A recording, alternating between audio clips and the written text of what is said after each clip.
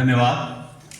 कोई ही साल ऐसा बीता होगा जब किसी मजबूरी के कारण ये हमारे बीच दशहरा मनाने, रामलीला का समापन करने ना पहुंचे हों, लेकिन कई वर्षों से इन्होंने ये जो सिलसिला जारी रखा है, जो अपने पूर्वजों की परंपरा को इन्होंने जारी रखा है, उसके लिए पूरी रामलीला कमेटी की ओर से मैं इनको साधुवाद देता हूं, इनका हार्दिक हार्दिक अभिनंदन करता हूं।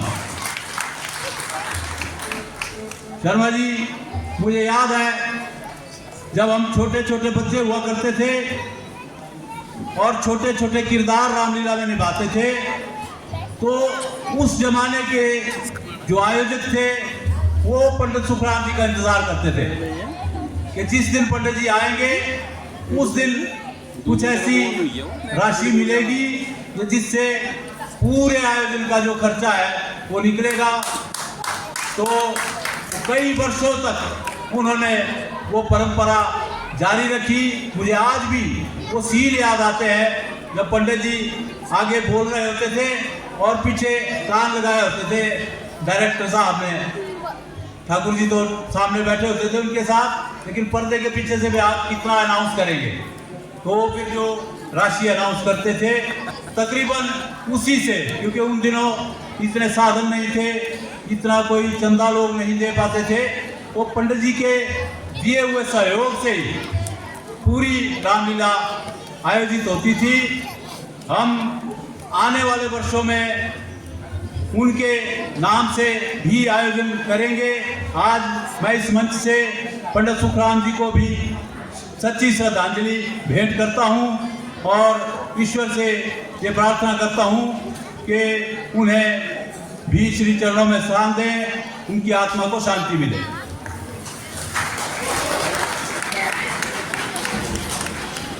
जहां तक आपके व्यक्तित्व का प्रश्न है, हम सभी जानते हैं जो सक्रियता आपकी इस इलाके के विकास में निरंतर बनी रहती है, उन बातों का जिक्र करने की ज़रूरत नहीं। सभी जानते हैं कि किस प्रकार एक एक करके यहाँ बड़े बड़े संस्थान और बड़े बड़े काम हुए हैं।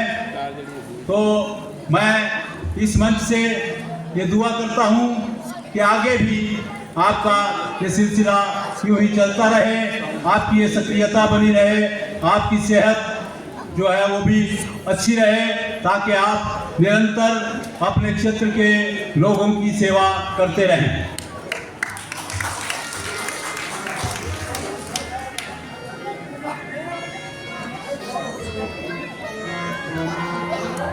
आपसे बातचीत में जो अपनापन महसूस होता है, मैं उस अधिकार से